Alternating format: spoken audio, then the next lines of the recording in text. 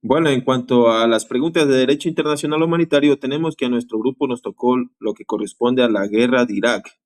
En cuanto a la guerra de Irak, tenemos la pregunta de exponga y justifique con pruebas los derechos y convenios que se violaron o se incumplieron en el conflicto en análisis.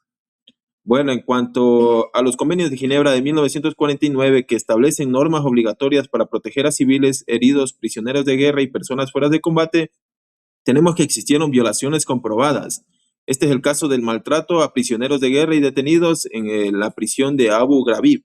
Esta es una prisión de Irak, pero cuando estuvo al mando de Estados Unidos en el año 2003 al 2004, hubieron casos de torturas físicas, psicológicas, tratos humillantes. En este caso se violentó el tercer convenio de Ginebra, que es el trato humano y a prisioneros.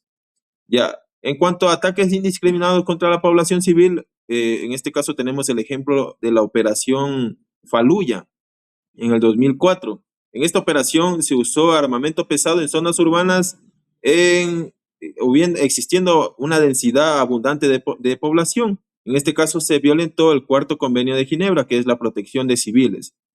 En cuanto a los principios violentados, tenemos el principio de distinción y el principio de proporcionalidad. Como ejemplos están los bombardeos urbanos con alto daño colateral y el uso de fósforo blanco como arma incendiaria, ya que es una arma que no discrimina al personal.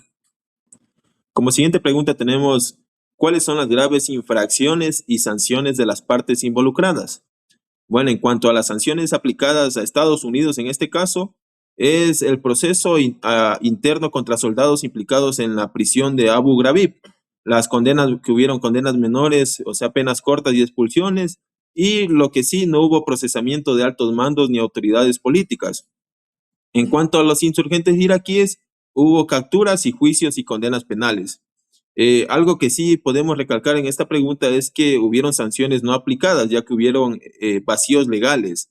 Por ejemplo, Estados Unidos, como al no ser parte de la Corte Penal Internacional, no hubo juicios internacionales contra responsables políticos o militares de alto nivel y persistió un problema de impunidad estructural.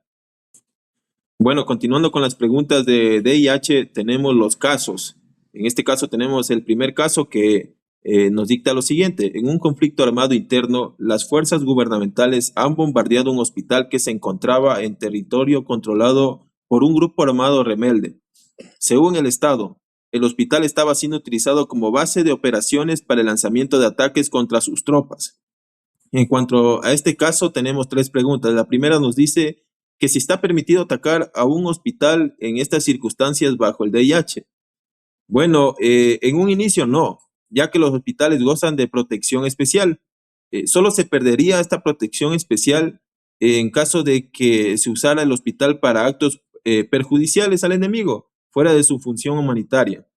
Como siguiente pregunta tenemos, ¿cuáles son las condiciones que deben cumplirse para que un hospital pierda su protección? Bueno, aquí tenemos algunas condiciones de ejemplo. El uso comprobable para actos hostiles. En este ejemplo tenemos una base real de operaciones.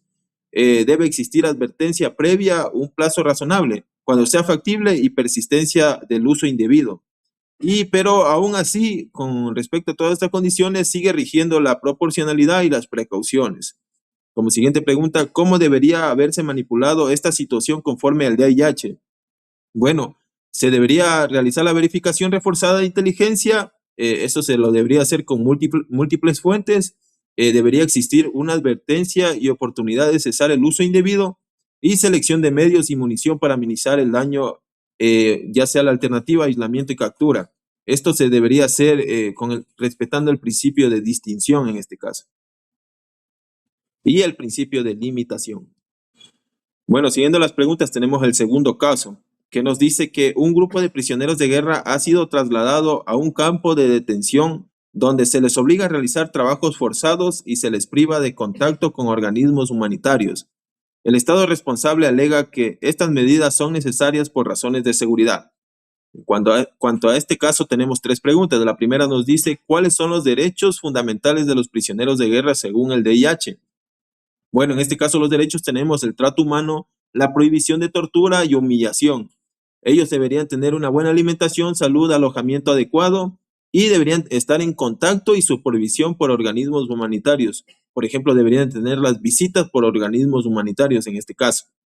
Siguiente pregunta es, de si es legal obligarlos a realizar trabajos forzados. Bueno, en cuanto a esta pregunta, los prisioneros sí pueden realizar trabajos, pero bajo ciertas condiciones estrictas.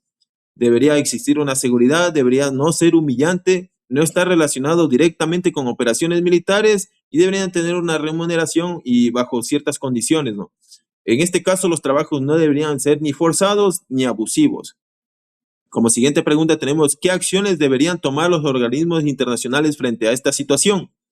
Bueno, los organismos internacionales deberían solicitar acceso y un monitoreo e informes y activar mecanismos diplomáticos y de protección, presionar para el cumplimiento y la respectiva documentación para procesos.